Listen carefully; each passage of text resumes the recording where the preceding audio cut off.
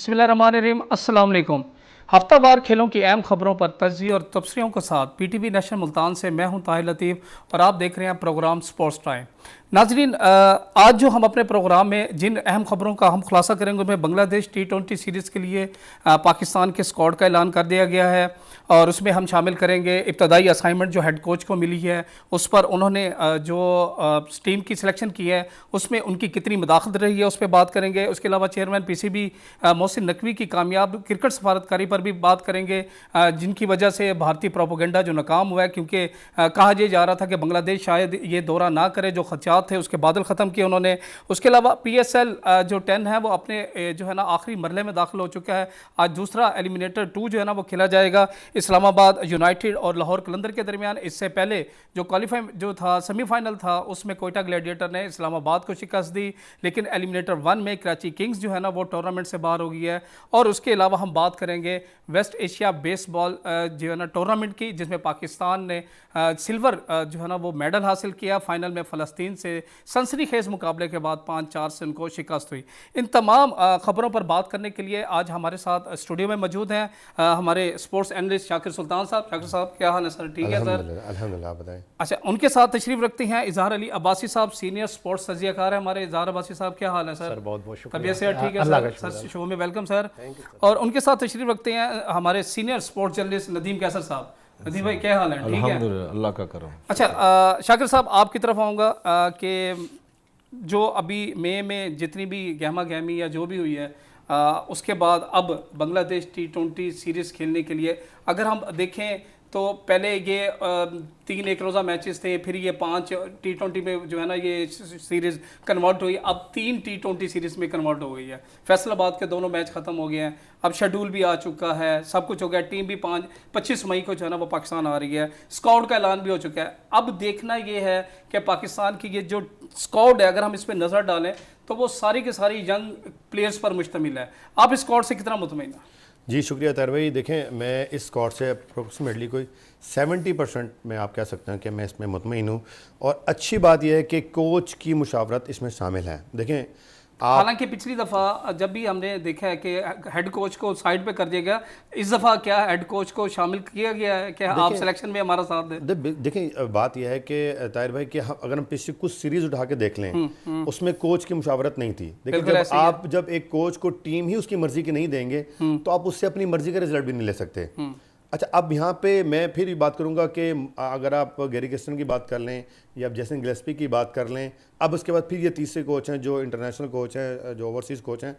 अब अगर पाकिस्तान टीम चाहती है या पाकिस्तान PCB चाहता है कि क्रिकेट को आगे लेके जाना है। मैं यहाँ पे मैं स्क्वाड का एक दफ़ा पढ़ लेता हूँ, वो उसके बाद फिर इस पर बात करते हैं। नाज़रीन, पाकिस्तान ने 16 रुकनी स्क्वाड का जो ऐलान किया उसमें कप्तान सलमान अली आगा हैं और शादाब खान जो है ना वो नायब कप्तान होंगे। उसके अलावा इब्रार अहमद हैं, फ़हीम अशरफ हैं, फ़खर जमान हैं, हारिस रऊफ़ हैं, हसन अली हैं, हसन नवाज़ हैं, हुसैन तलत हैं, इरफान खान हैं, खुशदिल शाह हैं, मोहम्मद हारिस हैं, वसीम जूनियर हैं, नसीम शाह हैं, साहबजादा फरहान हैं और साइम अयूब हैं। इस स्क्वाड में बाबर आजम, रिजवान और शाहीन टीम का हिस्सा नहीं है। अब बात जी देखें, बात यह है कि मैंने अभी आपको कहा कि मैं 70% इस स्क्वाड से मुतमईन हूँ। उससे मुतमईन होने की वजह यह है कि उसमें कोच का भी रोल प्ले है।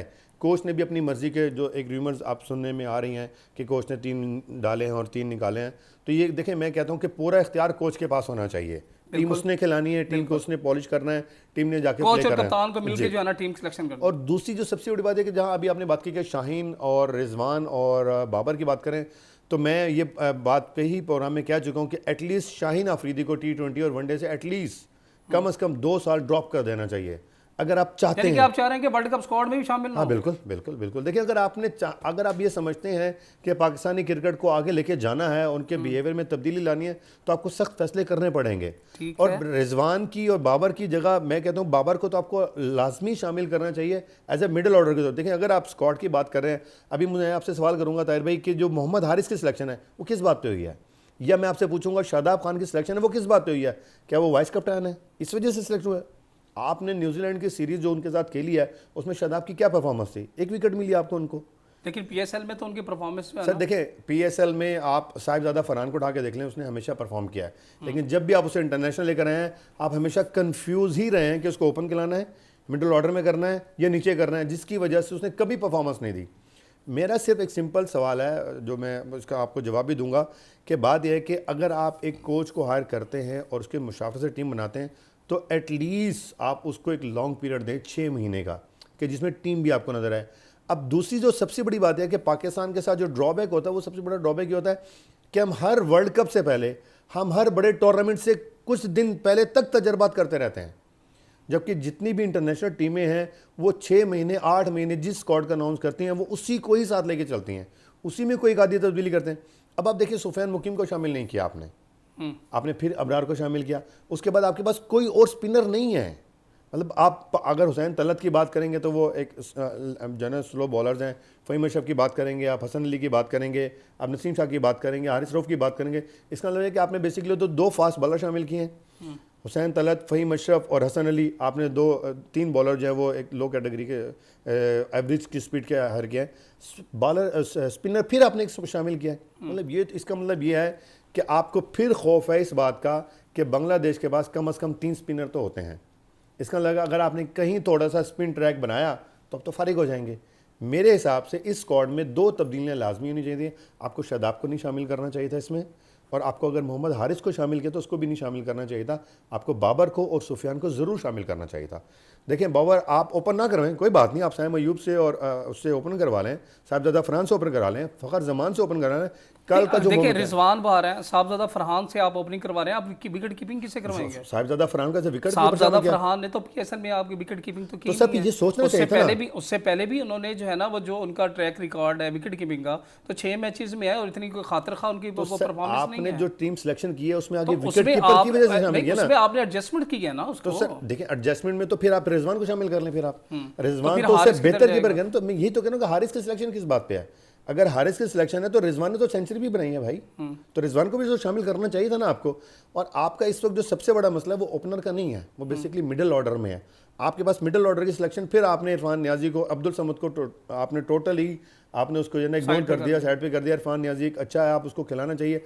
आपने ऑलराउंडर में क्या अरफात मिनास को शामिल नहीं कर सकते थे आप? वो आपके पास एक अच्छे फील्डर भी हैं, वो एक अच्छे बॉलर भी हैं और एक अच्छे हिटर भी हैं। आपने उसकी जगह शायद हुसैन तलत को फोकस किया। उसकी शायद रीज़न ये भी हो सकती है कि आपने अरफात मिनास को सिर्फ 2 मैच खिलाए, पहले 2 मैच कराची किंग ने उसके खिलाया, उसके बाद उसको शामिल नहीं किया। मेरे ख्याल से ताहिर भाई कि ये एक अच्छा साइन भी है कि अगर आपकी टीम की सिलेक्शन कोच की मुशावरत से हो रही है तो ये बहुत अच्छी बात है। और लेकिन कोच की मुशावरत मैंने सुना है कि इसमें शामिल है। हाँ तो अच्छी बात है ना, शामिल होनी चाहिए ना। इसके बावजूद भी आप 70% मुतमिन? सर मैंने तो कहा कि इसमें जो है 2 स्पिनर अगर आप डालें तो मैं 100% हो जाता। मैं तो स्पिनर की आपको खुशदिल शाह जो है ना वो आपको स्पिनर जो है ना लेफ्ट आर्म स्पिनर आपके नहीं सर ये आपका जो है ना वो एज ए ऑलराउंडर जो है ना वो परफॉर्मेंस आपको देंगे सर, बैटिंग ऑलराउंडर। ताहिर भाई आपको एक प्रॉपर स्पिनर शामिल करना है।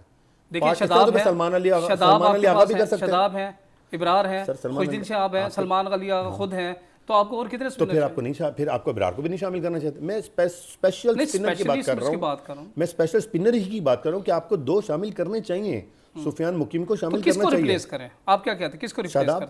शदाब को रिप्लेस करें। आप शदाब की क्या परफॉर्मेंस है? मतलब देखें शदाब आपके दौरे न्यूजीलैंड में आपकी T20 टीम के वाइस कैप्टन रहे हैं, अब भी वो वाइस कैप्टन ही डिक्लेयर हुए हैं, तो आप वाइस कप्तान को आप बाहर करवा रहे हैं। तो सर आप परफॉर्मेंस पे बाहर करें ना।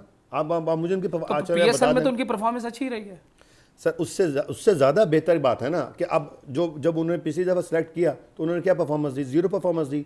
अब भी आप ये बात मैं आपको एडवांस बता रहा हूँ कि आप देख लीजिएगा कोई खास परफॉर्मेंस नहीं आएगी। मैं मानता हूँ आपका इम्कान है। जी मेरा इम्कान है कि ये एक अच्छे फील्डर हैं लेकिन वो बॉलर नहीं है। अच्छा ये बॉलर नहीं है, बॉलर नहीं है। आप कह रहे हैं इस तरह तो आप अब्बासी साहब आप स्क्वाड से कितना मुतमईन है? इन्होंने तो कह दिया 70% जो है ना मैं मुतमईन हूँ, आप कितना मुतमईन है? और दूसरा सवाल, क्या सिलेक्शन का मियार जो है हमारे यहाँ खासतौर पर T20 का जो वर्ल्ड कप स्क्वाड हो रहा है, क्या सिर्फ वो PSL रह गया या सिर्फ बड़े नाम रह गया? शुक्रिया ताहिर साहब। पहले तो ये है, मैं इस वजह से मुबारकबाद देता हूँ कि पिछले प्रोग्राम में हमने सिलेक्शन से पहले 3 खिलाड़ियों के नाम गिनवाए थे कि ये इस स्क्वाड में नहीं होंगे, बाबर रिजवान और शाहीन। बिल्कुल। तो ये पिछले प्रोग्राम में हमने कह दिया था। शायद आपकी बात सुन के सिलेक्शन कमेटी ने जो है ना प्रोग्राम सुनती है। हाँ ये हमारी कामयाबी है, आपकी कामयाबी है, PTV इंतजामिया की कामयाबी है कि हमारा प्रोग्राम सुना जाता है और उस पर अमल भी होता है। दूसरी बात ये, अगर आप सिलेक्शन की तरफ आए तो सिलेक्शन में ये है कि मुझे जिन पे एतराज़ है हालांकि कोच जो है, ओवरसीज जो कोच है, उन्होंने कहा ना मैं तजर्बे की बुनियाद पर टीम सेलेक्ट करूंगा ना शोहरत की बुनियाद पर टीम। बिल्कुल ऐसे ही है, कि उन्होंने क्लियर कट कह साफ कह दिया उन्होंने, ठीक है ना, कि न तजर्बा न शोहरत। इसका मतलब उनके नजदीक सलाहियत है, बिल्कुल ऐसे ही। जो परफॉर्मेंस दिखाएगा वो टीम में शामिल, ये उन्होंने साबित कर दिया। फिटनेस जी, उनके नजदीक सबसे बड़ी फिटनेस और सलाहियत, कि उनके नजदीक ना कोई बड़ा नाम है और ना कोई शोहरत वाला नाम है। ये उन्होंने क्लियर कट कह दिया। और ये अपना, हम तो खुद इस बात के कायल हैं कि कोच को कम से कम आपने अगर 2 साल की मुद्दत के लिए रखा है तो उसे आप फुल, जिसे कहते हैं, इख्तियारात दिए जाए। और उन्होंने इस बार इख्तियारात का इस्तेमाल किया है, जो मेरे लिए खुश आइन बात है। अब टीम की तरफ आते हैं। टीम जो है ना, हारिस रऊफ ना, आपको इस टीम में सिलेक्शन में हारिस रऊफ को नज़रअंदाज करके एक नौजवान खिलाड़ी बॉलर्स को शामिल करना चाहिए था मेरे नजर। अली को, नहीं, किसी को भी। लेकिन हारिस रऊफ का देखिए, एक सीनियर जो है ना फास्ट बॉलर का होना तो लाजमी है। कम से कम हम हारिस रऊफ को 4 जो है ना ओवर्स वाला तो बॉलर कंसीडर करें। नहीं, हारिस रऊफ ने तो माशाल्लाह, आप एक मैच उनका अगर आप देख ले, उन्होंने तो जिसे कहते हैं ना, इरफान नियाजी ने उनके साथ क्या हशर किया था। यानी 3 ओवर में 48 स्कोर चाहिए था और उन्होंने वो अपना वो तो हो जाता है, वो तो हो जाता है। लेकिन ये एक बड़ा एक दौर में वकार यूनुस को भी पड़ गया था, शाहीन अफरीदी भी शामिल था और हारिस रऊफ भी शामिल था। बॉलर को तो मार पड़ जाती है। लेकिन ये, अरे अच्छा, उन्होंने जो कल का मैच अपना लाहौर कलंदर अपना जीती है, उसमें भी उन्होंने 37 रन दिए। शाहीन शाह अफरीदी ने 47 रन दिए। गो उन्होंने विकेटें भी ली है, लेकिन उनका रन रेट देने का भी बहुत ज्यादा है। तो मैं और हसन अली कम बैक किया भाई। हसन अली ने अगर 2017 से अगर वो खेलते आ रहे हैं, 16 से खेलते आ रहे हैं, तो T20 तो है ही नौजवानों का खेल। आप किसी अच्छे मजीद बॉलर को मजीद शामिल कर लेते। लेकिन आपने तजर्बा भी तो होना चाहिए ना, कुछ एक सीनियर फास्ट बॉलर का भी तो होना चाहिए ना। हमने तजर्बा, हमने जो पिछले दौरा न्यूजीलैंड T20 था, हमने 8 तब्दीलियां तो कर ली। और हमने और कितनी तब्दीलियां, यानी इस स्क्वाड में पिछले स्क्वाड की निस्बत हमने 8 तब्दीलियां की हैं।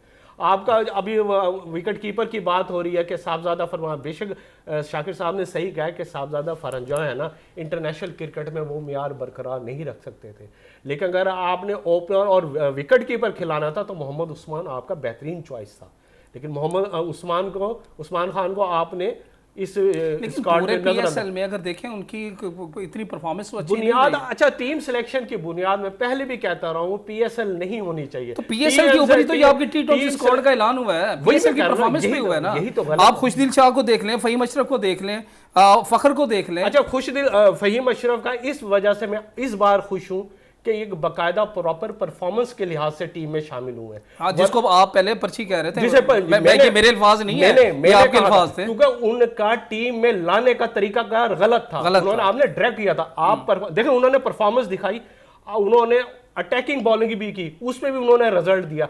ये परफॉर्मेंस है, तब टीम में आया, ये तरीकेकार हमें अच्छा लगेगा। लेकिन आप अगर एक बंदा नाकाम नजर आ रहा है, उसे फौरन आपने टीम में शामिल कर दिया, तो उस बेचारे को तनकीद का सामना ही करना पड़ेगा। लेकिन अब वो प्रॉपर चले, परफॉर्मेंस की बुनियाद पर फहीम अशरफ आए हैं और उन्होंने साबित किया। गालिबन वो तीसरे नंबर के बॉलर है जो उन्होंने PSL में सबसे ज्यादा विकेटें ली हैं।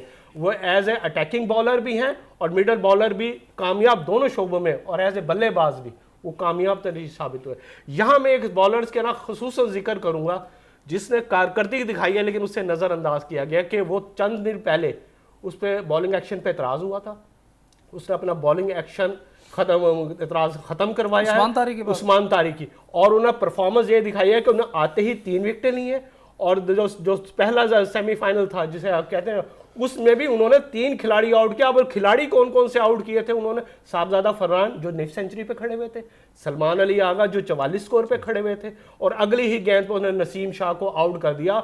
और यहाँ मैं सऊद शकील की कप्तानी की बड़ी दाद देता हूँ कि जब मोहम्मद आमिर और वसीम और इसका फहीम अशरफ का ओवर रहता था, उसने उस्मान तारिक को 18वां ओवर दिया और उसमें 2 विकेटें गिरी, और उस 2 विकेटों की बदौलत कोयटा ग्लेटर अपना मैच जीत गया। ये मैं अहम पॉइंट बता रहा हूं कि उसकी कप्तानी का तरीकाकार देखें कि उसने 3 fast bowlers, regular fast bowlers को छोड़ के एक स्पिनर्स को तरजीह दी और उस स्पिनर्स ने रिजल्ट दिखाया।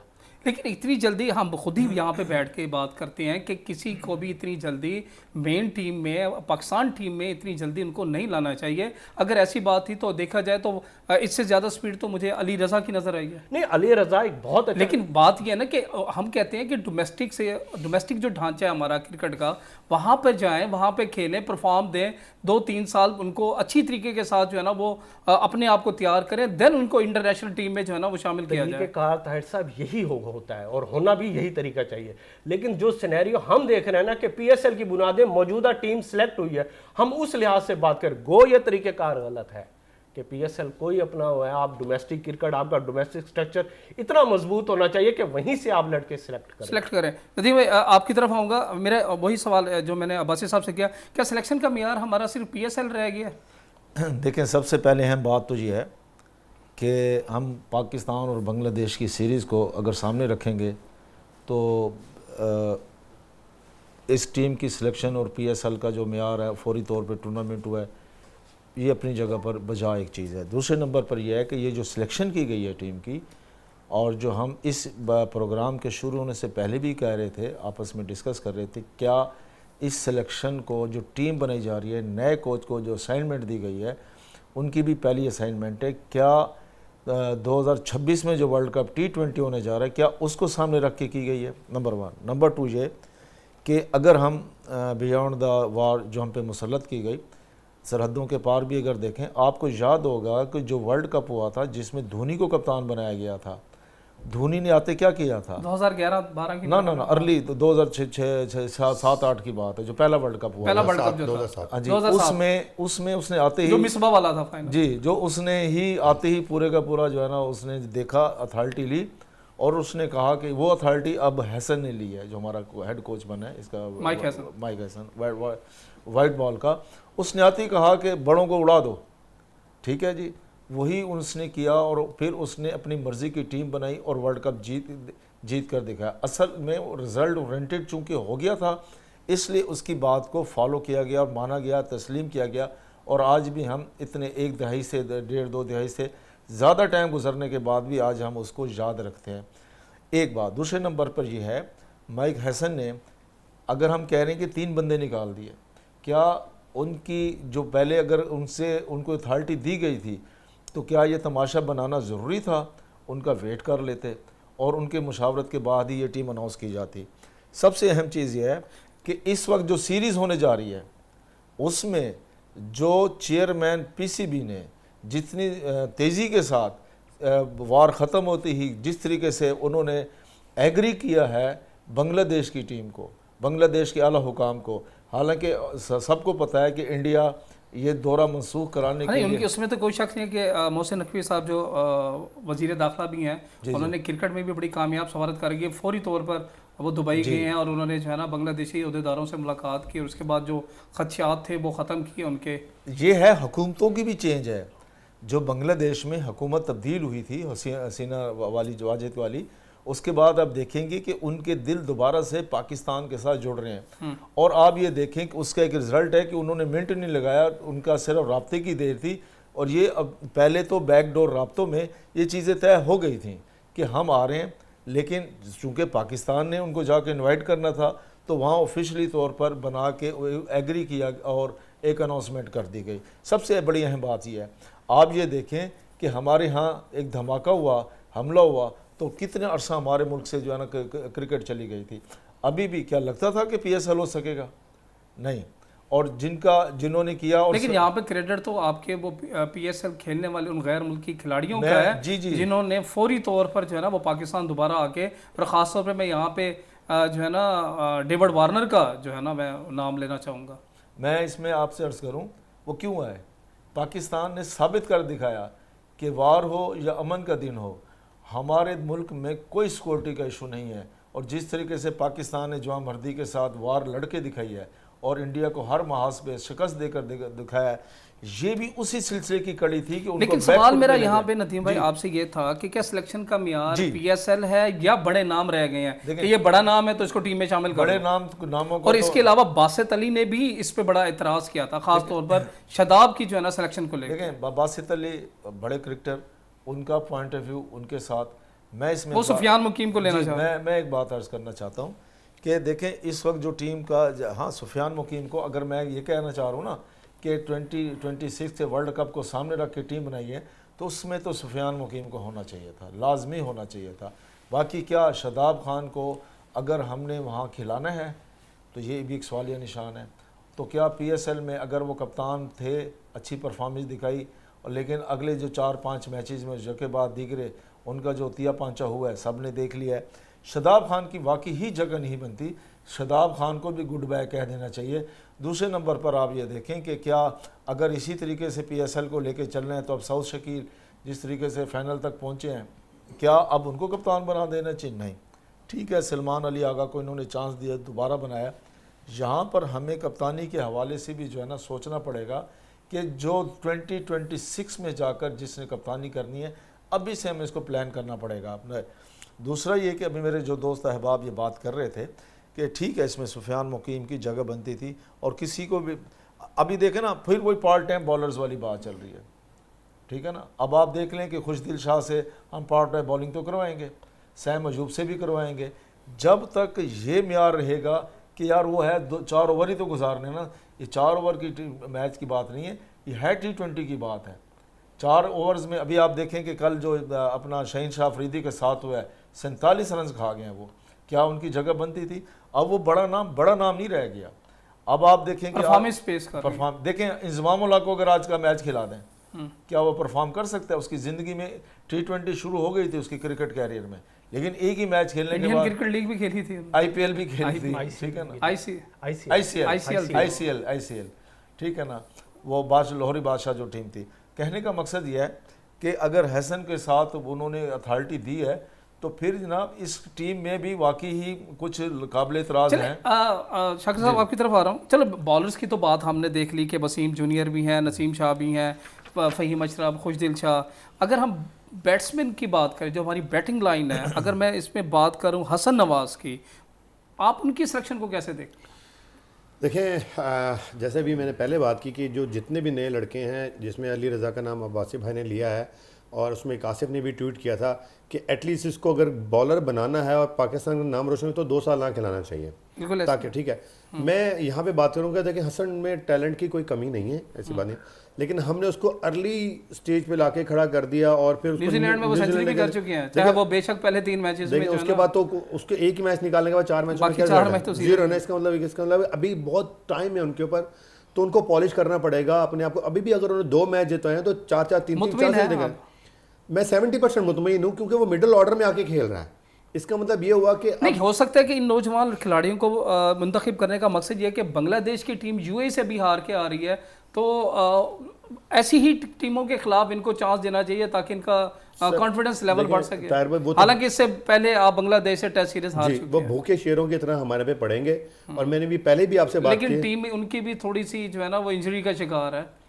देखें ताहिर भाई, हमें किसी दूसरी टीम को नहीं देखना, फिलहाल तो हमें अपना सीधा करना है ना। आपने ये फोकस करना है कि हमने अगले साल जो टूर्नामेंट खेलना है ना, हमने या वो श्रीलंका में खेलना है या हमने दुबई में खेलना है। इट मीन्स कि आपको स्पिनर्स चाहिए। अब आपने अभी मैंने पहले भी बात की कि एक ही स्पिनर खिला के आप क्या साबित करना चाह रहे हैं। अभी जैसे कैसर भाई ने भी कहा और अब्बासी भाई ने भी कहा कि इस टीम में एक सुफियान मुकीम को या अरफात मिनास को होना चाहिए पार्ट टाइमर। तो फिर आपके पास अभी जैसे उन्होंने कहा सैम अयूब भी हैं, सलमान अली आगा भी हैं, खुशदिल शाह भी हैं, फिर इसका मतलब आप अबरार को भी ना खिलाएं आप यार। आपके पास पार्ट टाइम स्पिनर तो हैं, तो चलो इनको डाल लेते हैं। 4 ओवर की बात है यार, 4 ओवर की बात नहीं है, आप इसको प्रोलॉन्ग सोचें। और मैं ये समझता हूँ कि जो कोच हैं हमारे, वो एटलीस्ट 2026 को फोकस करके ही टीम बनाएंगे। अगर अभी जैसे नदीम भाई ने भी कहा कि अगर धोनी की बात करें तो धोनी ने गंभीर को भी खिलाया, सहवाग को भी खिलाया, इरफान पठान को, इन पठान भाइयों को खिलाया ना कि टीम बनाई।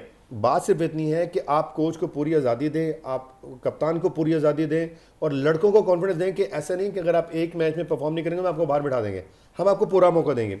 आपने फिर मुझसे बात की है हसन नवाज़ की, मैं हसन नवाज़ की मिडिल ऑर्डर में बात करूंगा। आपको अभी भी उसको टाइम देना चाहिए, अभी भी उसको टाइम देना चाहिए। देखें इस्लामाबाद यूनाइटेड ने पहले 5 मैच इस्लामाबाद में खेले, कोई मुकाबले नहीं दूर तक। जैसे ही वो कराची और लाहौर में आए तो वो बिल्कुल ही बैकफुट पे आ गए। इसका मतलब कि थोड़ी सी कहीं टर्निंग विकेटें होंगी तो ये ख़त्म हो जाएंगे। तो सर हसन नवाज़ को आपको टाइम देना है, हसन नवाज को टाइम देना है, उसको डोमेस्टिक खिलाना है, मुख्तलिफ पिचों पे खिलाना है, मुख्तलिफ कंडीशंस पे खिलाना है, तब कहीं जाके वो आपके पास बनेगा, तो आपको मिडिल ऑर्डर स्ट्रॉन्ग में बनेगा। अब मिडिल ऑर्डर में आपको एटलीस्ट बाबर को ज़रूर शामिल करना चाहिए था। आपका ओपन का मसला नहीं है, आपके मिडिल ऑर्डर का मसला है। मिडिल ऑर्डर में तो बाबर भी तो वन डाउन नहीं आते हैं। हाँ तो कोई बात नहीं, ठीक है, बाबर आउट वन डाउन खिला लें आप। ओपनर अगर पहली बॉल पे आउट हो जाते हैं तो देखिए ये तो पूरी दुनिया की बात है ना। देखिए ये आकिब जावेद वाली बात कर दी आपने। देखिए पूरी दुनिया में हर बंदा अगर पहली बॉल पे आउट होता तो वन डाउन वही आएगा। मैंने इसलिए आकिब जावेद की ही मैंने जो है ना ये बात किया। अब्बासी साहब, जैसे शाकिर साहब कह रहे हैं कि नई असाइनमेंट है, माइक हसन का ये पहला टूर्नामेंट आ रहा है, बांग्लादेश सीरीज़ आ रही है, सिलेक्शन की चलने पावर भी मिल गई है, लेकिन यहाँ पे एक सवाल ये होता है कि सिलेक्शन हो गई, टीम में तब्दीलियां भी हो गई कोच के कहने के ऊपर, लेकिन इस चीज़ को बाहर किसी ने निकाला कि ये 3 तब्दीलियां जो है ना वो जो है ना हेड कोच की वजह से हुई हैं, ये पहले भी तो मुशावरत से हो सकती थी, इसको कंट्रोवर्शियल क्यों बनाया जा रहा है? नहीं ये तो इसकी वजह क्या? ये तो ना जो मज़ाहिर हमें नज़र आता है वो यही है कि पाकिस्तान में ना जो गैर मुल्की कोच है ना उसे कोई दिल से कबूल नहीं कर रहा होता। मैं तो यही समझता हूँ कि अभी आप गिलेस्पी और अपना ना दूसरे गैरी क्रिस्टन की मिसाल ले ले, उन्होंने वो मिशन लेकर, गैर मुल्की कोच मिशन लेकर आता है और मिशन उसका ये होता है ईमानदार होते हैं, यानी कि आपके कहने का मकसद मजबूत करना। उनका एक मिशन होता है ना, मिशन के तहत आते हैं ना, लेकिन उनकी ये नहीं होती कि जी किसी को हटा के किसी को निकाल के खुद आ गए हैं, वो एक मिशन के तहत आते हैं। तो यही मैंने देखा है, जो गैर मुल्की कोच है ना उन्हें हटाने के लिए या उन्हें डिग्रेड करने के लिए शुरू से डे फर्स्ट से ही ना प्लानिंग ही शुरू हो जाती है। ये चीज गलत है। अब भी प्लान शुरू हो गया? नहीं हो सकता है ये भी, क्योंकि लाजमी बात है कि आपने किसी को हटाया है तो वो दिल में क्या वो रखता है। लेकिन हसन नवाज के ना मैं आपको बताऊं, जुनूबी पंजाब का एक नौजवान है, आपने उसके 3 मैच देखे थे जिसमें 2 50 और 1 सेंचुरी बनाई थी। मैंने पिछले प्रोग्राम में भी जिक्र किया था कि उसका ये IQ लेवल था कि अगर वो विकेट पे खड़ा रहा ना तो मैच जितवा सकता है, और उसने मैच में साबित किया। बेशक वो लहदा बात है, कैचेस ड्रॉप उसने तो नहीं कहा, लेकिन ये है कि उससे पता है कि सामने इब्रार खड़ा है, इब्रार अगर बैटिंग एंड में आ गया तो इब्रार मैच नहीं जितवा सकता था। मैंने ही वो मैच, मैं खड़ा रहा तो मैच जीता है। ये एक नौजवान खिलाड़ी का ना IQ लेवल, कॉन्फिडेंस था कि मैं खड़ा रहा तो मैच। फिर सेकंड में उसने सेंचुरी बनाई, उससे सेंचुरी बनाने से पहले रोसो ने सेंचुरी बनाई, रोसो को उसने खिलाया है, बाद में सेंचुरी बनाई है। आप बता, जो रोसो ने जब सेंचुरी बनाई थी ना, हसन नवाज का स्कोर 32 था। यानी इसका मतलब है कि उसने पहले अपने सीनियर्स को खिलाया, फिर बाद में उसने सेंचुरी। तो ये मैं एक नौजवान खिलाड़ी के ना आपको कॉन्फिडेंस बताऊं कि वो एक जगह पे मैच जिता रहा है और एक जगह पे सीनियर्स खिलाड़ी को खिला रहा है। तो मैं इस लिहाज से उसको बहुत अच्छा यूं समझता हूं कि उसका एक कम उम्री में ना उसका जिसे कहते हैं मियार, सोचने समझने सलाहियत मियार, वो बड़ी ब्रिलियंट है। तो इस वजह से मैं हसन नवाज के तो हक में हूँ। और पाकिस्तान को एक ना इस T20 में जो एक खला मिडल ऑर्डर का नजर आ रहा था ना, वो इस PSL में इरफान का और इसकी वजह से हसन नवाज ने ये दिया है, जो गैप नजर आ रहा था मिडल ऑर्डर का। नदीम भाई, आपकी वो जो बात चल रही थी, शेड्यूल का ऐलान हो चुका है। 25 को जो है ना बांग्लादेश की टीम आएगी, 28 को मैच है, फिर उसके बाद 30 को मैच है, फिर 1 जून को। तीनों मैच अब कज़ाफ़ी स्टेडियम में खेले जाए। लेकिन इस दौरे को कामयाब बनाने में मोहसिन नकवी का बड़ा अहम किरदार है। मैं उसी बात पे आ रहा हूँ जो उस वक्त आप बात कर रहे थे। अब मैं आपको मौका देता हूँ कि आप बात करें। देखें, इसमें मोहसिन नकवी वज़ीर दाखिला, चेयरमैन PCB, और आप ये देखें, और एक और चीज़ मैं ऐड कर रहा हूँ कि पाक फौज जो है ना उनकी सिक्योरिटी के लिए जो है ना वो आज आ गई है कि भाई वही इनको सारे जो है ना इनकी प्रोटेक्शन वगैरह करेंगे। अच्छा, आप ये देखें कि आप ख़ुद भी माशाल्लाह मैच कवर करते रहें, और मुल्तान स्टेडियम ज़ाहिर है यही सिक्योरिटी प्लान हर चीज़। तो फ़ौज पहले बैकअप पे थी, रेंजर सामने थी, लेकिन अब जो है ना जो जैसे मुल्की हालात और जिस तरीके से ख़तरात ये वो बातें चल रही हैं, और इस टूर को ऐसे ही नाकाम बनाने की साजिश हो सकती है जैसे न्यूजीलैंड आते आते जनाब वो स्टेडियम की बजाय जो है ना फ्लाई कर गए थे जिस दिन मैच था और एक ईमेल पर। ठीक है जी, इन तमाम चीज़ों को मद्देनज़र रखकर दुश्मन की जो चालों को सामने रख के जो किसी भी मैदान पर अपनी जो है ना लुटिया डुबोने के लिए पाकिस्तान के साथ सींग लड़ाने की कोशिश करता है, फिर उसको पता है चलता है कि मेरे तो सींग ही नहीं रह गए। तो उस वक्त भी बड़े डिप्लोमेसी मैदान में भी और बैकडोर राब्तों में भी इंडिया को मैसेज दे दिया गया था कि यू आर शट अप, अब आप हमारी क्रिकेट को डिस्टर्ब करके दिखाएं। फिर आपको याद है कि न्यूजीलैंड जिसको कहते हैं ना कि भाई तावान के तौर पे या वो एक्स्ट्रा सीरीज़ भी खेली, पाकिस्तान को बेनिफिट्स भी मिले। ये है एक बड़ा मजबूत विजन। आप देखें कि जो वज़ीर दाखिला हैं ये बड़े मैच्योर हो चुके हैं चैम्पियन ट्रॉफी में, और हमें मैच्योर किया किसने? इस इंडिया की साजिशों ने किया ना। सीधा साधा हमारा एक चैम्पियन ट्रॉफी का इवेंट था, उसमें इन्होंने रखने डाल के, और फिर इधर से मोहसिन नकवी साहब ने जिस तरीके से उसको टैकल किया, अपने पुराने सब की बातें सुनकर आखिरकार चैम्पियन ट्रॉफी करा के कामयाब हुए। और आज आप ख़ुद वेबसाइट को, मेरे दोस्त भी जो है ना इस बात के बारे में, और पीसीबी ने आज फ़ख्रिया तौर पे इस चीज़ का वो ऐलान किया है कि हमारे जो PSL 2025 वाला था उसमें व्यूअर्स जो है ना 52% प्लस हमें उसमें एज मिला है 2017 वाले के मुकाबले में। हालांकि उस चैंपियन ट्रॉफी के हवाले से, चैंपियन ट्रॉफी के हवाले से, चैंपियन ट्रॉफी का जी जो है ना, चैंपियन ट्रॉफी के हवाले से मैं बात कर रहा हूँ। देखें दुनिया में सबसे ज्यादा व्यूज जो है ना वो किसी भी क्रिकेट के किसी भी उसमें वो चैंपियन ट्रॉफी को आए हैं। जी जी, ये इस वक्त सिर्फ पाकिस्तान और बांग्लादेश की सीरीज नहीं हो रही। आप ये देखें कि उनके सीनों पर क्या कुछ हो रहा होगा कि पहले हमने जंग में मुंह की खाई, और फिर जो है ना हमने कोशिश की कि एक दफ़ा से जो पाकिस्तान के अंदर से टीमें थीं वो बाहर चली गईं, और इनके इंडिया के तो जो IPL वाले लोग थे वो तो आ ही नहीं रहे। और पाकिस्तान की ये भी बड़ी कामयाबी है कि पाकिस्तान के साथ जिनकी कमिटमेंट्स थी वो सारे है। ये था इतमाद पाकिस्तान की फ़ौज पर, और जहाँ की सिविल देखें फ़ौज का तो प्रोफेशनली एक अदारा है, लेकिन आप देखें कि जिस सिक्योरिटी में पहले हमने सीरीज़ के लिए सारे PSL के मैचेस के लिए वो तो हमारे सिविल आर्मर्ड वालों ने कराई हैं। तो ये है कि सिर्फ वो नहीं, हमारे पास हमारे सिविल अदारे भी उसी तरीके से मजबूत हैं। ये फौज की शामिल किया गया है एहतियात उनको बताने के लिए, कुछ भी है, उनको बताने के लिए। जी, वहीद नहीं है कि वो कुछ भी कर सकते हैं। देखें पाकिस्तान ने, और ये जो जितने भी गैर मुल्की क्रिकेटर्स थे ये तो वार के दरमियान भी खेलते रह गए हैं। वो तो जब हमने फैसला किया कि अब हम ना पहले कराची जाएंगे, कराची नहीं दुबई जाएंगे, वो तो सिर्फ इसलिए उनको घरों को चले गए थे कि उस वक्त रीशेड्यूल होना था टूर्नामेंट, वरना प्लेयर्स में तो किसी ने इतराज़ नहीं किया था, ना किसी फैमिली में, ना किसी ईमेल ने। बात यह है कि ये पाकिस्तान की जीत है, और जिस तरीके से मोहसिन नकवी साहब ने इस मौके पर और दानिशमंदी के साथ उनको कायल किया, बैकडोर भारतीय प्रोपेगेंडा को नाकाम किया। हाँ जी, ये एक और शिकस्त खाई है। बिल्कुल ऐसे ही है। शाकिर साहब, PSL की तरफ आऊँगा, कोयटा ग्लैडिएटर उम्मीद नहीं थी मुझे, लेकिन वो फाइनल में पहुँच गई, और जिस तरीके के साथ इस्लामाबाद यूनाइटेड परफॉर्म करती हुई आ रही थी, लेकिन एलिमिनेटर जो क्वालिफाई मैच था उसमें उन्होंने लूज़ किया। फिर कराची किंग्स जो कि सेकंड टीम समझी जा रही थी फेवरेट में, लेकिन कल वो टीम भी जो है ना अपनी वो परफॉर्मेंस नहीं जैसे, हालांकि लाहौर कलंदर ने बड़ी दफ़ा उनको मौके दिए। अगर मैं उनके ओवरऑल फील्डिंग की तरफ देखूँ, उनकी बॉलिंग की तरफ जाऊँ, लेकिन फिर भी लाहौर कलंदर एलिमिनेटर 2 में आ गया। आज उनका इस्लामाबाद से मैच है।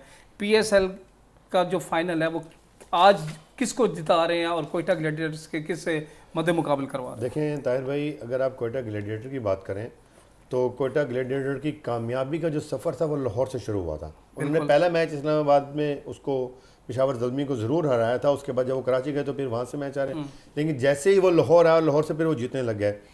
इसी की ही अपोजिट कहानी शुरू हुई है इस्लामाबाद यूनाइटेड की, कि वो अपने शहर में 5 मैच खेलते हैं, नाकाबिल शिकस्त रहते हैं, 250 250 रन्स बनाते हैं, बोर्ड पे प्रेशर देते हैं रन्स का। उसके बाद उनके बॉलर आते हैं, और जाहिर सी बात है जब साइकोलॉजिकल प्रेशर है, जब आप T20 में 200 चेज करने के लिए जा रहे होते हैं तो आपको हर ओवर में 10 रन तो लास्ट में बनाने हैं। उस साइकोलॉजिकल प्रेशर से वो मैच जीते, लेकिन जैसे ही वो टर्निंग विकेट पे आए तो वो फ्लॉप हो गए। अब कल वाला जो परसों वाला जो उनका मैच है वो सेम सिनेरियो वाला मैच था कि 113 पे आपने 5 आउट कर लिए। चंडीगढ़ जो पहली दफ़ा खेलने के लिए आए, आपने उनसे भी रन खाए। फ़हीम अशरफ का बैट इस वक्त अच्छा चल रहा है, आपने उनसे भी रन खा लिए, और उसके बाद फिर आप कम बैक नहीं कर सके।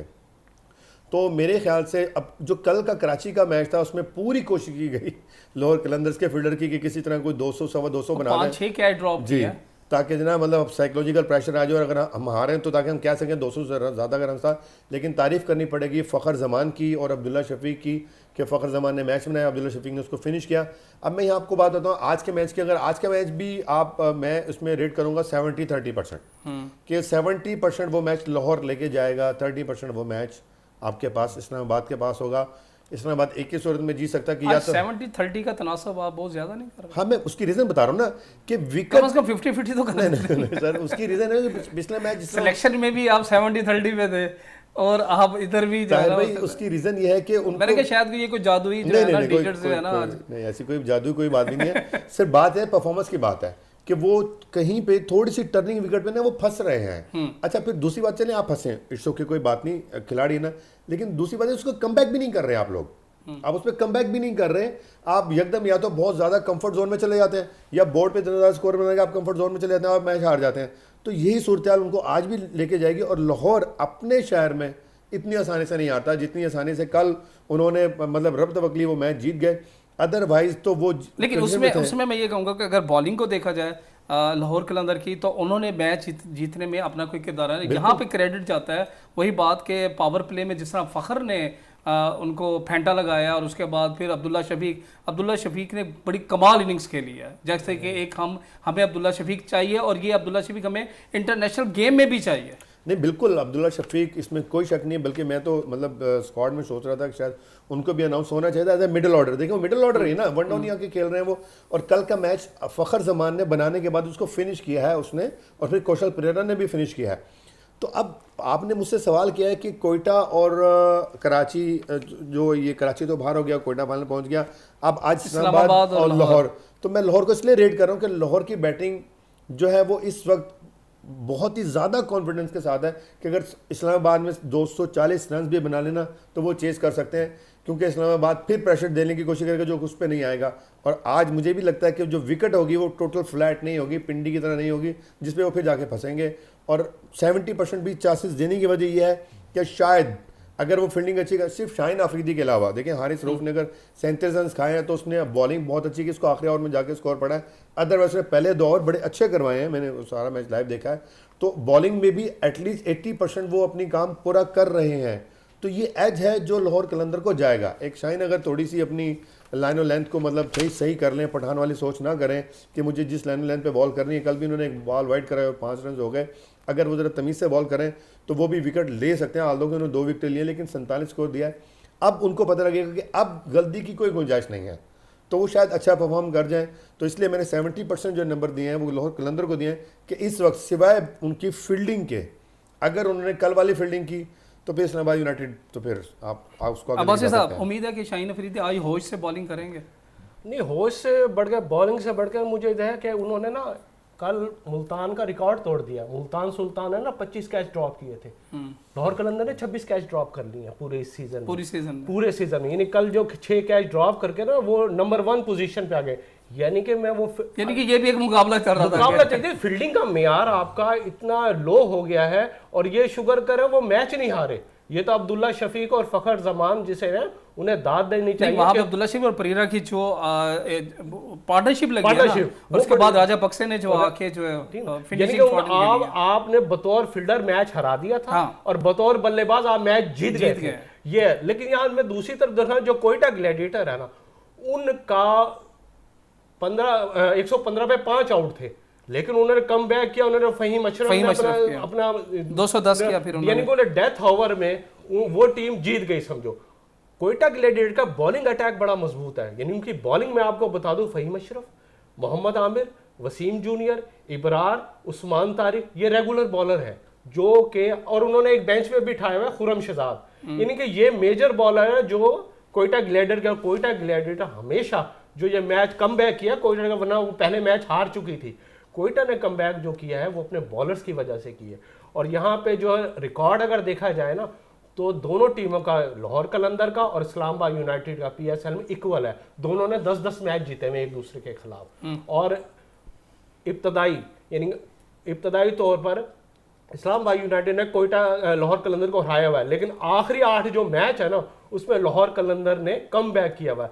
लेकिन इस PSL में लाहौर कलंदर और इस्लामाबाद यूनाइटेड ने एक मैच जीता हुआ है। तो मैं तो 50-50 लूंगा कि ये दोनों टीमें अगर माजी के लिहाज से और अब के लिहाज से देखा जाए तो इनका जो परफॉर्मेंस है वो 50-50, कोई भी चांस हो सकता है, कोई भी चांस होता है। नदीम कैसे रहा? जी, मैं तो इसमें ये बात करूंगा कि अगर पिच का हिसाब किताब किया जाए और होम ग्राउंड का हिसाब किताब किया जाए तो, और कल जिस तरीके से वो जीते हैं, जो उनका मोराल डाउन हो गया था अपने फील्डर्स को देख के, अगर एक फील्डर ने कैच छोड़ा, एक बॉलर की कहा हाथ उस पर छोड़ा है तो दूसरे ने कहा कि मैं भी तेरी गेंद पे कैच नहीं पकड़ूंगा। इस तरह का भी मुकाबला चल रहा था।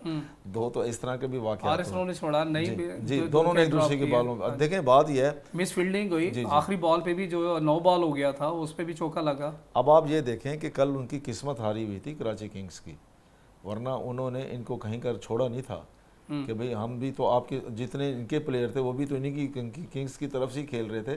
दूसरे नंबर पर यह है कि देखें इस्लामाबाद यूनाइटेड में जो बुनियादी फ़र्क है वो मुझे शादाब खान शहीन शाह अफरीदी के मुकाबले में ज़्यादा कॉन्फिडेंट कप्तान लगता है। ये एक मेरी ज़ाती राय, मेरे दोस्त इख्तलाफ कर सकते हैं। और दूसरा आप ये देखें कि उसकी लक लाइन बेहतर है। आप देखें कि उसने जिस टीम का भी कप्तान बनाया गया है वाइट बॉल में, उसका जो पाकिस्तान के अंदर उसका जीतने का तनासुब कहीं ज़्यादा है और चैम्पियंस उसके पास ज़्यादा हैं। अब इस्लामाबाद यूनाइटेड को एक एज मिला कि उसके पास रेस्ट का उसकी टीम को मौका मिल गया और लाहौर कलंदर एक प्रेशर वाला मैच खेलकर जीत कर भले आई है। आप देखें कि जब राजा पक्से आया था उस वक्त भी ये लग रहा था कि शायद ये कहीं ये मैच ना हार जाए। अच्छा, वो तो उसने फिनिशिंग अच्छा कर दिया, 8 गेंदों के तो फ़र्क रह गया था। लेकिन यह है कि मैं जो एज दूंगा मैं इस्लामाबाद यूनाइटेड को उसके कप्तान की वजह से देना चाह रहा हूँ, शदाब बांग्लादेश के खिलाफ पाकिस्तान टीम का वाइस कैप्टन नायब कप्तान बरकरार रखा गया है, परफॉर्मेंस की बुनियाद पे नहीं और नाम की वजह से। हाँ देखें, बहरहाल ये तो जो दो बातें हैं, हम कह रहे हैं ना माइक हैसन ने उनको नायब कप्तान बनाया, उनको कह दिया गया होगा कि ये जो सलमान अली आगा और ये भी तो हो सकता है टीम बना के उनको दे दी गई, उन्होंने कहा कि आप इसमें से 2-3 तब्दीलियां कर सकते हैं। अच्छा हाँ, लेकिन ये दो जो जिनको ऐसा हो सकता है और जिनको नहीं छेड़ सकते वो कप्तान और नायब कप्तान वाले मैटर में उन्होंने कहा कि ये आपकी अथॉरिटी नहीं है, बाकी जो है ना करते हैं। अब्बासी साहब आप कुछ खैर साहब, मैं इसमें बहस हो रही है लेकिन इस मौके पे ना मैं डेविड वार्नर का ना खास शुक्रिया अदा करना चाहता हूँ। इस फोरम में ना हम उनका जितना शुक्रिया अदा करें कम है कि उनने वापस आकर दुनिया को पैगाम दिया है कि पाकिस्तान खेल के लिहाज से ना इसमें बहुत, हालांकि ऑस्ट्रेलिया क्रिकेट इतनी जल्दी किसी से जो है ना, ऑस्ट्रेलिया का ये रिवायत रही है कि उसे किसी गैर मुल्क में मुमालिक छींक भी आ जाए ना फौरन वापस चले जाते हैं। लेकिन इस मौके पे डेविड वार्नर ने जो पैगाम दिया ना वो सिर्फ और सिर्फ क्रिकेट की जीत हुई है और उस प्रोपोगंडे को प्रोपोगंडा हार गया है जो कहा जा रहा था कि पाकिस्तान में अब क्रिकेट बहुत मुश्किल है। लेकिन डेविड वार्नर ने पाकिस्तान बना के और कल मैच हारने के बाद ना जब उनसे इंटरव्यू लिया गया था ना तो यही सवाल किया गया तो उन्होंने कहा पाकिस्तान में मैंने क्रिकेट को इंजॉय किया है और पूरी दुनिया के खिलाड़ियों को पाकिस्तान आकर क्रिकेट खेलनी चाहिए, ये हमारी बहुत बड़ी चीज़ है। और इस फोरम में ना हम उनकी अगर तारीफ ना करें ना तो सही बददियांती होगी। शाकिर साहब, आप डेविड वार्नर के बारे में? नहीं देखें जी, बिल्कुल मैं अब्बासी भाई की बात को बिल्कुल आगे लेके जाऊँगा कि हमें बल्कि पूरी कौम को डेविड वार्नर का शुक्रिया अदा करना चाहिए कि पूरे इस ड्रामे में जो इंडिया ने रचाया था एक दफ़ा भी उन्होंने ऐसा बयान नहीं दिया जो बाकी प्लेयरों ने दिया, आईपीएल के प्लेयरों ने दिया और वापस चले गए फिर दोबारा नहीं आए, तो उन्होंने कोई भी ऐसा बयान नहीं दिया। और फिर वापस आके भी उन्होंने कहीं भी ये फील नहीं करवाया कि यार मैं किसी डर की वजह से आया हूँ या मुझे किसी पे प्रेशर है। वो जिस तरह नॉर्मल अंदाज से गए थे उसी तरह नॉर्मल अंदाज से आए हैं और उसी तरह उन्होंने परफॉर्म किया। नहीं, उनके ऑनर सलमान इकबाल ने भी कहा है कि मैं यहाँ पे उनके जो मेरी जब उनसे बात हो रही थी जब ये सारा मसला चल रहा था तो उन्होंने कहा कि जी मैं अपनी टीम को चैंपियन बनवाने के लिए मैं लाजमी होगा और मैं पाकिस्तान आ रहा हूँ। तो देखिए वो पहले कराची में जो उनके जो सलमान इकबाल के जो देखिए ये पहले अगर देखा जाए तो पीएसएल लाने में वेस्ट इंडीज के जो कप्तान थे डैरेन समी, ठीक है ना, डैरेन समी, और उसके बाद अब हम देखें कि इसको जो दोबारा रीशेड्यूल किया गया तो इसमें डेविड वार्नर नहीं बिल्कुल देखिए डेविड वार्नर पूरी दुनिया में एक बहुत बड़ा नाम है, उन्होंने बहुत बड़ी 10,000 रन है टेस्ट क्रिकेट में, तो उसमें उनका शुक्रिया अदा करना अब्बासी भाई ने बिल्कुल सही कहा कि अप्रिशिएट करना चाहिए। और हम उम्मीद करेंगे कि जो पैगाम उन्होंने कल रात दिया है कि पूरे इंटरनेशनल प्लेयरों को आना चाहिए, यहाँ पे खेलना चाहिए, ये एक महफूज मुल्क है, तो ये पूरी दुनिया में जाएगा, तो इसका शुक्रिया तो अदा करना बिल्कुल बनता है। नदीम भाई, डेविड वार्नर के बारे में सिर्फ ऐसे शॉर्ट लाइन कोई देखिए जी, सलूट टू हिम। अच्छा, मैं यहाँ से वेस्ट एशिया बेसबॉल की तरफ आऊँगा। पाकिस्तान जिस हालात में गया वो मुझे पता है और जिस तरीके की जाके वो परफॉर्मेंस की है, मैं कहता हूँ शानदार। ख़ास तौर पे जो हमारा टारगेट था वो यही था कि हमने भारत से नहीं हारना। लेकिन एक चीज़ मैं यहाँ पे आपको ऐड कर दूँ कि जिस दिन जैसे सेमीफाइनल पाकिस्तान और भारत का जब हुआ तो भारत ने स्पेशली अपने 5 प्लेयर दोबारा मंगवाए हैं वहाँ से, इंडिया से, जो उनके जो है ना बेसबॉल टीम में शामिल हुए। पहले वो नहीं थे, पहले वो 19 रुकनी टीम थी, बाद में वो 24 रुकनी हुए। इसमें 24 खिलाड़ी होते हैं, लेकिन उसके बावजूद पाकिस्तान ने इंडिया को सेमीफाइनल में 14-1 से हराया। फ़लस्तीन से हम बहुत करीब जाके हम मैच हार गए, 10 इनिंग्स तक किया था। 10 इनिंग्स ऐसी होती है कि जैसे नॉकआउट मरला होता है, इजाफी मरला, जिसमें जिसको जो है ना कोई भी बर्तरी ले जाए तो वो जीत जाती है। लेकिन पाकिस्तान की यंग टीम गई थी, प्रॉपर टीम नहीं गई थी, कुछ हालात ऐसे थे। आप बेसबॉल की टीम में पाकिस्तान की कारकर्दगी को कैसे देखते हैं शाकिर साहब? लतीफ़ भाई, मैच तो मैं कहता हूँ कि हम बेसबॉल तो चैंपियन उसी वक्त बन गए थे जब हमने इंडिया को हराया। देखिए, हमारे लिए इससे बड़ी और कोई खुशी की बात नहीं हो सकती। अब हम दूसरी साइड पे आते हैं कि देखिए, बेसबॉल या कोई भी गेम अगर आप उसकी निचले लेवल से चीजें शुरू करेंगे ना, तो आपको इंटरनेशनल लेवल पे ऐसे ही रिजल्ट्स मिलेंगे। बिल्कुल ऐसे ही है, ऐसे ही रिजल्ट मसला यही है ना कि हम जो हमारे गैर रवायती खेले हैं ना, या ऐसे खेल जिनका यानी कि हम कहते हैं कि जैसे हॉकी है या क्रिकेट है, हम इनकी तरफ तो जाते हैं, लेकिन हमारा टैलेंट यहाँ पे भी बहुत है। अगर पाकिस्तान स्पोर्ट्स बोर्ड या हुकूमती सरपरस्ती या हमारे जो स्पॉन्सर है, जो मल्टीनेशनल कंपनी है जो स्पॉन्सर करती हैं, अगर वो इस टैलेंट को भी निखारें, कॉलेजेस में भी जो है ना इसका टैलेंट बहुत मौजूद है, तो ये हमें यहाँ से भी बहुत कुछ जो है ना पाकिस्तान का नाम रोशन करने के लिए टैलेंट मिल सकता है। देखें ताहिर भाई, हमने कई प्रोग्रामों में पहले ये बात भी की थी कि जब खिलता पंजाब के जब सारे स्पोर्ट्स हो रहे थे, बिल्कुल देखिए, जब तक आपकी गवर्नमेंट इसको पर्सनली तौर पे लेकर इसको उजागर नहीं करेगी ना, आपका टैलेंट सामने नहीं आएगा। बिल्कुल ऐसे ही है। देखें, हम एक ऐसे मुल्क में हैं कि जहाँ पर हमें खुद ही करना है, और उसके बाद जाके अगर हमें मौका मिलेगा तो फिर हम परफॉर्म भी करेंगे। मौका मिला तो आपने इंडिया को हराना। देखें सर, उससे पहले आप थाईलैंड में जो है ना वुमेन्स का आपने पहली दफा तारीख में ब्रॉन्ज मेडल लिया। तो देखिए सर, उसकी वजह कि आपके पास टैलेंट है, अब उसको सिर्फ पॉलिश करना है। उसको पॉलिश कैसे करेंगे कि आप उन्हें स्पॉन्सर करेंगे। सर, इक्विपमेंट होना चाहिए ना, उनके पास जब आप मैदान होने चाहिए, औजार पूरे देंगे, आप उन्हें खेलने के लिए जगह प्रोवाइड करेंगे, तो डेफिनेटली आपको टैलेंट मिलेगा। अब इसमें मैं यहाँ बैठ के सिर्फ रिक्वेस्ट कर सकता हूँ गवर्नमेंट ऑफ पाकिस्तान से या सीएम पंजाब से कि प्लीज इस मैटर को भी देखें। अगर आप चाहते हैं कि पूरी दुनिया में क्रिकेट और हॉकी के अलावा पाकिस्तान का नाम हो, तो आपको यहाँ को सपोर्ट करना पड़ेगा। और आप सपोर्टिव लोग हैं, आप चाहते हैं कि पंजाब का नाम पूरी दुनिया में जाए। देखिए, अरशद नदीम ने कोशिश की, कामयाबी मिली। अब फिर वो मतलब कल की फ्लाइट से फिर वो एशियंस के शायद उसमें शिरकत करने के लिए चले गए हैं, और हम उम्मीद करेंगे कि वो अच्छा परफॉर्म करें।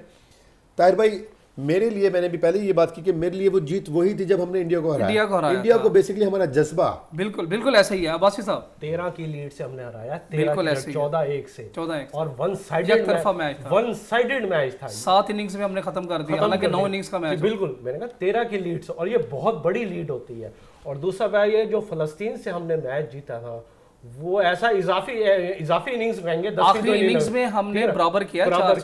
और पाकिस्तान ने उस फाइनल में कम बैक किया। यानी फलस्तीन जो है ना मैच जीत रहा था, लेकिन पाकिस्तान ने वो कम बैक किया है, और फलस्तीन आखिर में जाकर दिया है। लेकिन पाकिस्तान अपने एजाज का दिफा तो नहीं कर सका, लेकिन अगर देखा जाए तो टूर्नामेंट में उन्होंने शानदार कारकर्दगी दिखाई है।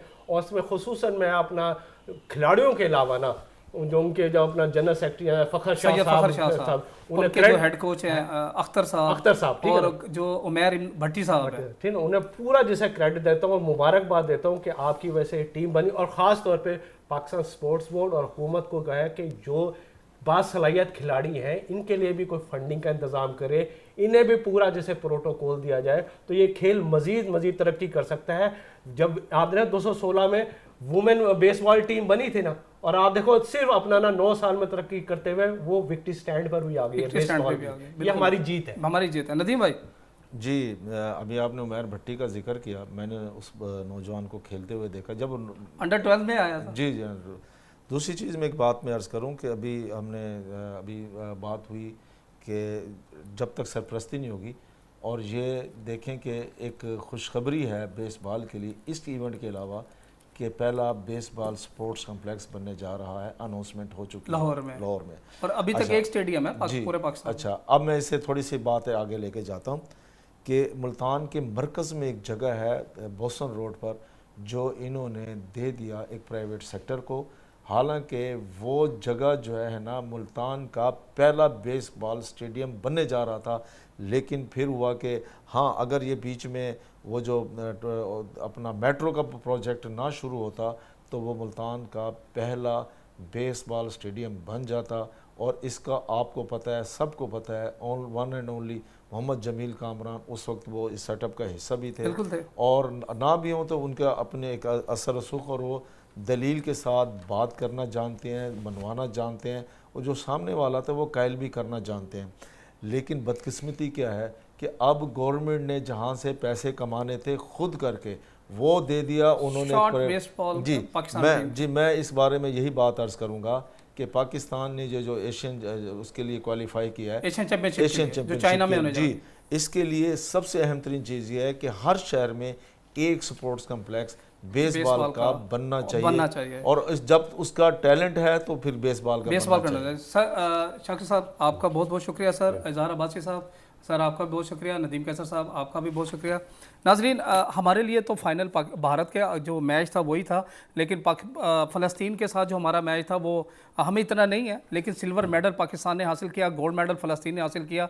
मैं ये कहूँगा कि इस मौके के ऊपर पाकिस्तान ने जिस तरह भारत को शिकस्त दी, जब टीम वापस कराची पहुँचे तो उसका बड़ा शानदार तरीके से इस्तकबाल किया जाए और हुकूमती सरपरस्ती में भी इस टीम को लिया जाए, इस फेडरेशन को लिया जाए, जिसके लिए जो जनरल सेक्रेटरी साहब हैं वो खुद ही फ़खर शाह साहब अपनी मदद आपके तहत सब कुछ कर रहे हैं। अगले प्रोग्राम तक के लिए इजाज़त दें मेज़बान अपने ताहिर लतीफ़ को। अल्लाह हाफ़िज़।